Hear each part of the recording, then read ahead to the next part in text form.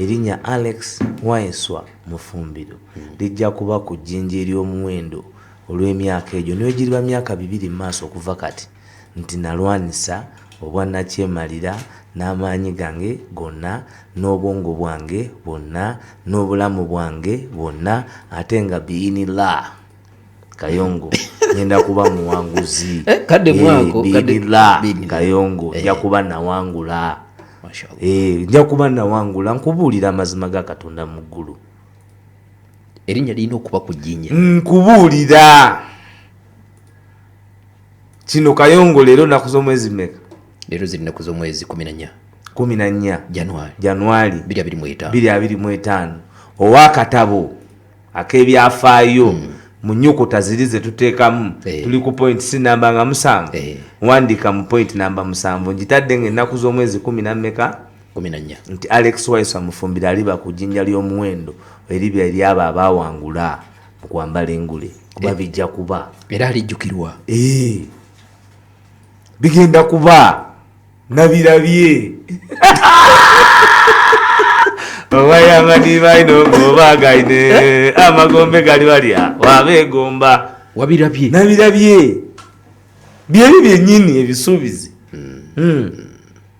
byebyo byennyini ebisuubizi so eddoboozi lyeryo gwatalina mberenge zitumye eyeetaaga caayi saba ow'omutima omunafu seete inuma rediyo toolako egundi essaawa eyo nga si ya bulijjo Waiswa essaawa ya bulijjo nzimanyi Kayongo awuliriza ero ojja kumusiigira ekifaananyi nti Waiswa ali ku mudidi essaawa ya bulijjo yasamusanga ate no si yange yakato tunuze no tulabe yakato oligo baali bakubye yangaye nti sibamu kusamusanga eno yambala nnyo biri ebya bulijjo genda neeno smart tunuze mwino bulanga tunuza mwino Kayongo abantu baleke maaso kazi je katoto ojja kuteeka abantu ku busaawa ng'ate tulina ensonga nnyingi ez'okwogerako kyova obudde tubukedde kubanga ffe yeffeffe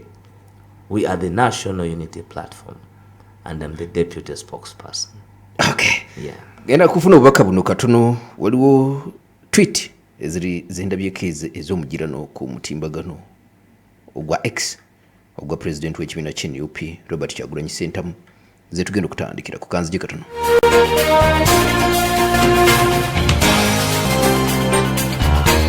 Madam, webale kungondeza bulamu bwange bannange okwoza engoye tekyali kyangu gyendi naye kati engalo zange ziba mpeweevu ate nga ng'onvu olunaku lwonna. Lwaki ki ekyakutuuseeko Maria? Bannaye madam, okuva lwe waleeta White Star Magic obulamu bwange bweyongera okugonda era ng'engoye zitukula mu mangu ddala ate ne zibeera mpeweevu olunaku lwonna.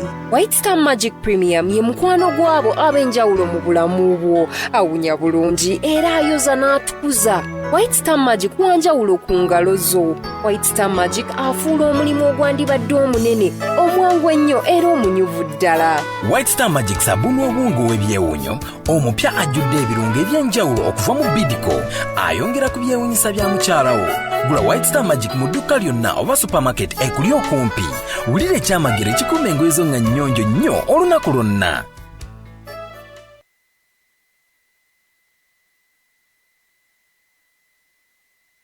Aya, laba listi y'abaana gye bampadde emifaliso gya Rose Form. Mwami, ebyo byonna tebikutawaanya, gula buguzi emifaliso gy'osanze. Nedda mami, ffe twagala Rose Form ng'abaana abalala. Wulira abagisulako bagiyayaanira. Gwe taata ne maama Namuyomba muwuliriza abaana kye bagamba. Mu biseera bino eby'okuzaayo abaana ku masomero olina okulowooza ennyo mufaliso ki ogunawo omwana w'okuwummula n'okusoma obulungi ku ssomero. Gwe mufaliso gwa Rose Form ogujjira mu sayizi ezizonna ng'era gufunika okuva mu matundiro gonna mu ggwanga agatunda emifaliso. Be bakolera n'emifaliso egikutte akati ensangi zino egiriko omuli spring mattress, orthopedic, fit sleep, high density, deluxe ne fiber pillows. Rose Form mattress okuva mu Roy Kim Industries Limited. Rose Form, babazi benna. Oli olina ekirooto eky'okutambula kw'olambula Uganda oba oyagala kukola hijja ne umura tuukiriza ekirooto kyo ng'okolagana n'abakugu abeereere era abatuufu ku kikwatagana n'okukutambuza nga be ba Al Haramain Travels bakuyambako ku nsonga ez'okutambula n'okulambula Uganda nga kw'otadde okugenda ku hijja ne umura balina abakozi abamanyirivu mu mulimu ogwo era nga be bamanyi enkwata ennungi ey'omulamazi n'omulambuzi. Al Haramain Travels basangibwa ku UK Mall omwaliiro ogusooka ekisenge namba 18 ekansanga